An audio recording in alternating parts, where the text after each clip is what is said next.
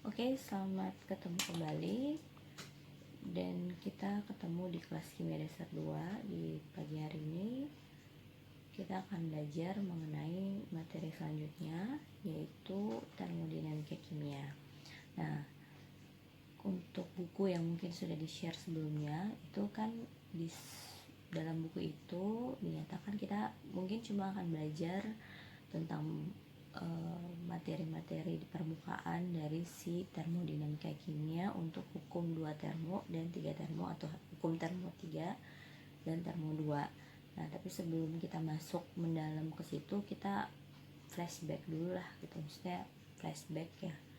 Kalau tidak flashback ya kita mengenal dulu istilah-istilah umum yang ada di termodinamika. Nah, kalau berbicara mengenai termodinamika ini biasanya lebih banyak aplikasinya untuk orang teknik ya. Jadi karena termodinamika di situ mereka biasanya pakai prinsip termodinamika untuk membangun kayak reaktor gitu ya.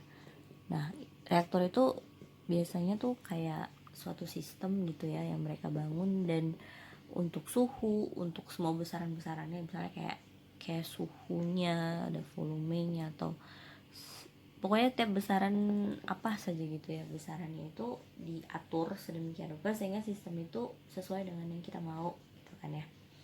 Oke, jadi istilah pertama yang kita temukan atau yang akan kita dengar di termodinamika itu pasti adalah sistem dan lingkungan. Oke, nah untuk sistem itu bedanya sama lingkungan apa? Cuman paling sistem itu sesuatu yang kita teliti, bukan sesuatu ya, ruang lingkup yang kita teliti, atau ya sesuatu juga bisa sih, tapi lebih kayak sesuatu yang kita fokuskan gitu. Jadi kayak misalnya kita mau membuat kuesioner gitu ya, jadi kita pengen melihat di desa A misalnya, atau desa Galala gitu ya, ya kita di Galala saja. Nah, itu sistemnya, jadi bagian yang kita teliti, yang kita kaji, yang jadi fokus lah ya, bahasanya seperti itu, yang jadi fokus seperti itu. Nah, kalau lingkungan adalah segala sesuatu di luar sistem. Jadi kayak misalnya kita pengen kuesionernya di Galala, berarti yang di luar Galala kayak Halong apa gitu ya, masyarakat di luar itu adalah lingkungan ya. Jadi sistemnya desa Galalanya, terus di luar sistem ya, misalnya di luar desa di luar Galala, atau kalau kita lebih mengerucut sistem kita apa gitu ya, misalnya kita pengen cari tahu bagaimana tingkat pendapatan dari si nelayan lagi tukang perahu. Misalnya kan zaman saya kuliah, tukang perahu lebih laku daripada daripada kita harus jalan mengelilingi pulau ini kan ya, jalan putar istilahnya. Nah, seperti itu. Bagaimana pendapatannya setelah kehadiran dari JMP, seperti itu. Berarti sistem kita cuman pengayuh pembawa perahu itu gitu. Sedangkan di luar mereka, di luar misalnya mata pancaran itu udah termasuk lingkungan, seperti itu ya. Saya ngambilnya yang kelihatan aja lah manusia, jangan kita pikir elektron dulu lah. Oke, selanjutnya selain sistem lingkungan ada istilah lain, yaitu fungsi keadaan. Nah, fungsi keadaan itu apa? Jadi fungsi yang cuma melihat keadaan awal dan akhir. Jadi dia cuma fokus ke sini aja. Fungsi yang hanya melihat keadaan awal dan akhir. Jadi dia tidak mau cari tahu prosesnya seperti apa. Jadi pas masuk kuliah ya wisuda selesai gitu. Jadi cuma mau lihat pas masuk, input outputnya, nanti processingnya whatever, terserah lah gitu, terserah keadaannya lah gitu kalau fungsi keadaan. Nah, biasanya cara kita membedakan fungsi keadaan dengan yang bukan fungsi keadaan, kalau dalam bentuk diferensial tuh bentuknya maaf ya, nggak pakai garis, D, atau biasanya do begitu ya.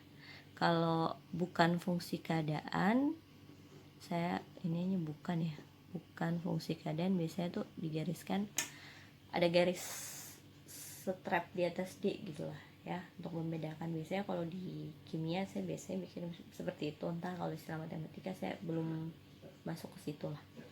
Oke, jadi kalau fungsi keadaan bentuk diferensialnya itu begini, D atau do ya, ini bukan J, do. Kemudian ini yang bukan fungsi keadaan biasanya tandanya dengan tanda agak ada strap di D-nya ya. Nah, ketika D diintegralkan itu dia jadi delta ya, delta something gitu. Kalau ini diintegralkan dia tidak muncul, tidak ada ininya, tidak ada delta. Jadi kayak kalau D diferensialkan, kalau untuk fungsi keadaan D diferensialnya, kalau diintegralkan jadi delta ya. Kalau yang fungsi keadaan D strap itu tidak ada. Jadi kalau misalnya kita ngambil contoh, dia lah fungsi keadaan, contohnya itu energi dalam ya, energi dalam, terus ada entalpi, ada entropi, ada energi bebas Gibbs gitu. Nah, ini semuanya tidak bisa ditulis begini saja. Mereka harus ditulis delta, delta, delta, delta gitu ya. Tidak bisa ditulis cuma U, H, S, dan G saja, tapi biasanya tuh ada melekatnya tuh, ada deltanya di depan. Nah, yang bukan fungsi keadaan itu contohnya itu seperti kalor, terus kerja, seperti itu ya. Ya, jadi ada sistem lingkungan fungsi keadaan. Nah, selanjutnya itu istilah-istilah yang tadi baru saya bilang, yaitu U itu energi dalam ya, energi dalam. Terus delta H itu entalpi. Nah, delta S itu entropi. Delta G energi bebas Gibbs ya. Nah, untuk Q ini kalor, W itu kerja ya. Jadi istilah-istilah yang umum yang bakal ditemui di termodinamikaan kimia ya seperti itu.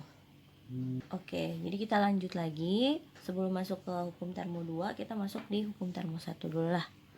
Hukum termodinamika 1. Oke, pasti semua sudah tahu lah. Jadi hukum kekal energi ya. Kekal energi. Jadi energi itu tidak bisa diciptakan dan dimusnahkan. Nah, kan hanya berubah dari satu bentuk ke bentuk yang lain. Artinya apa? Jadi energi itu tidak diciptakan, tidak bisa dimusnahkan, hanya bisa berubah. Jadi misalnya energi listrik lagi, energi gerak berubah jadi energi listrik. Jadi jadinya pembangkit listrik tenaga gerak gitu ya. Atau kalau gerak itu biasanya kayak angin ya, jadi energi listrik tenaga angin, PLTA gitu ya.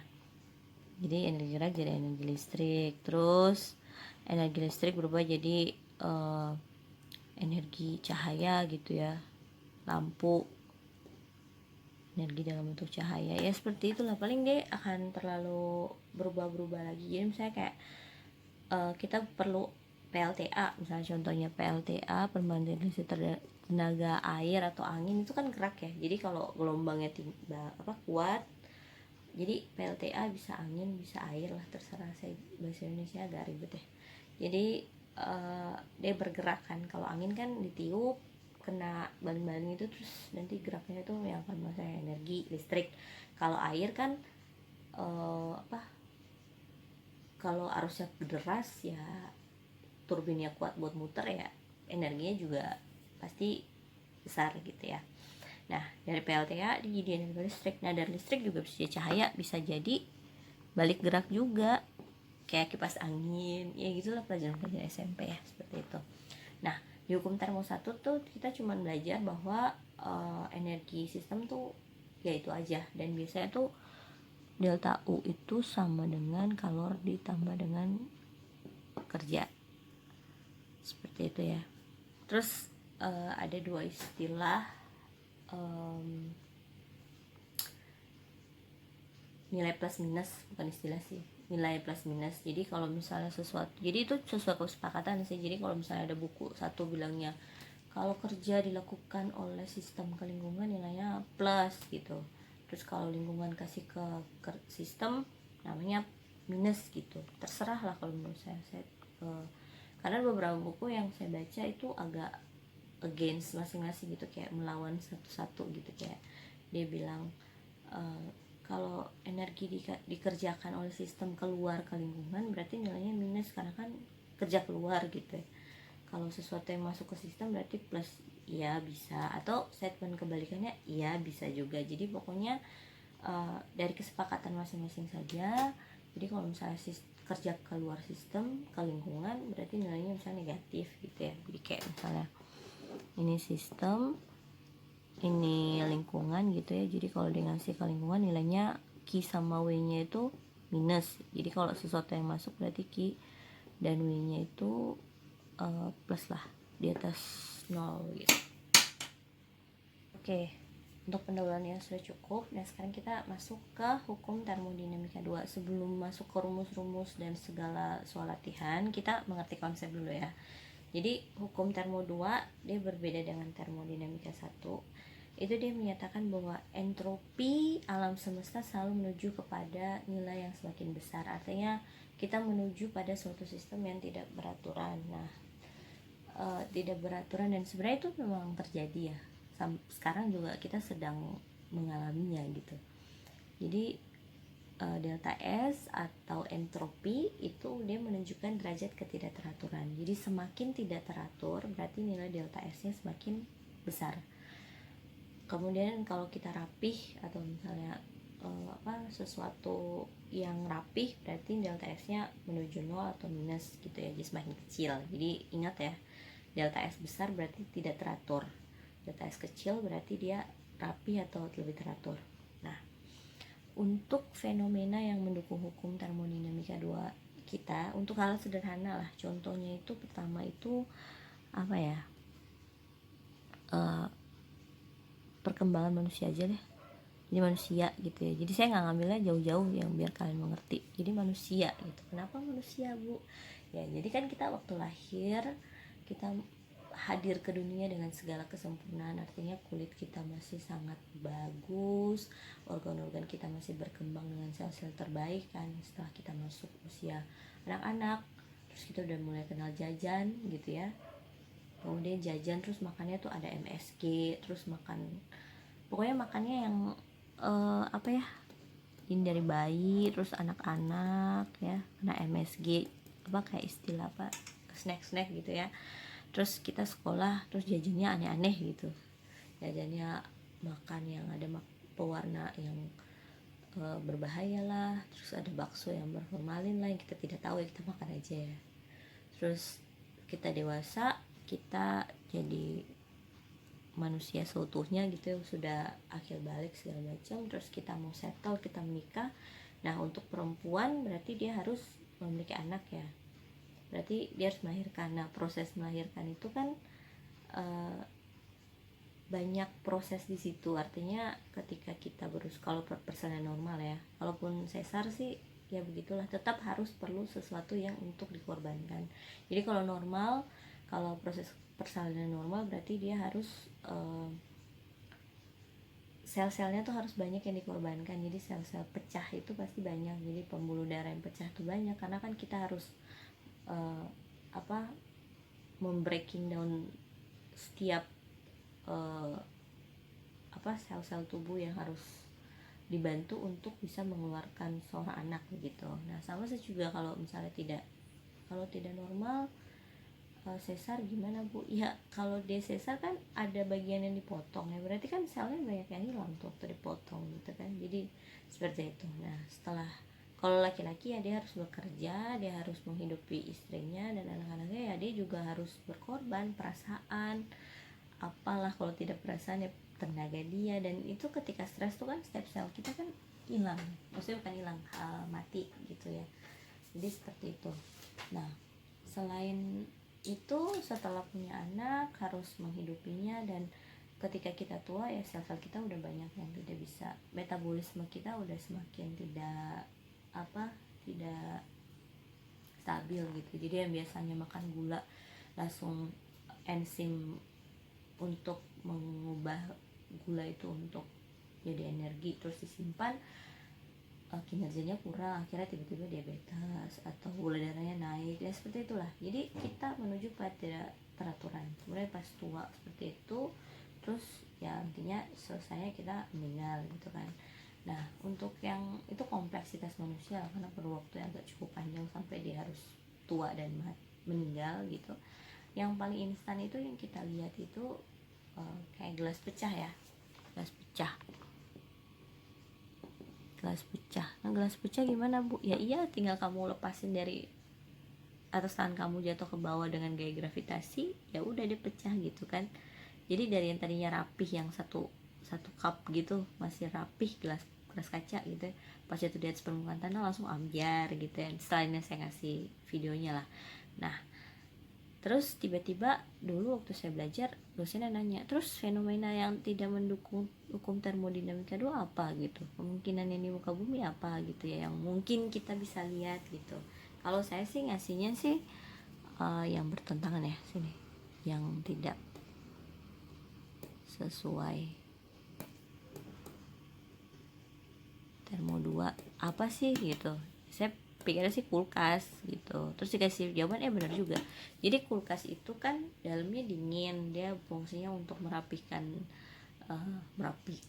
untuk compact apa sih, membuat air yang tadinya liquid jadinya solid gitu kan. Nah itu bisa terjadi, tapi harus ada pengorbanan. Jadi makanya sesuatu tuh pasti kalau berantakan tuh enak aja gitu, tapi ketika dia menjadi teratur itu harus butuh pengorbanan yang besar gitu. Jadi kulkas itu dia berkorban, artinya gini, dia bisa membentuk es di dalam freezer, tapi di belakang dia itu di dalam diri dia itu dia membentuk suatu sirkulasi dirinya sendiri, itu membuat dia tuh akhirnya di belakang kulkas itu kan selalu panas ya. Jadi dia harus mengeluarkan energi ekstra dan dia harus keluarkan lewat belakangnya kulkas, seperti itu. Nah sama juga kayak kehidupan manusia. Jadi kayak misalnya kita mau sesuatu yang teratur kayak disiplin gitu ya, kita harus bangun pagi ya, usahakan kita harus banyak berkorban secara perasaan gitu. Kayak artinya kayak harus belajar jam 8 sampai jam 10, lanjut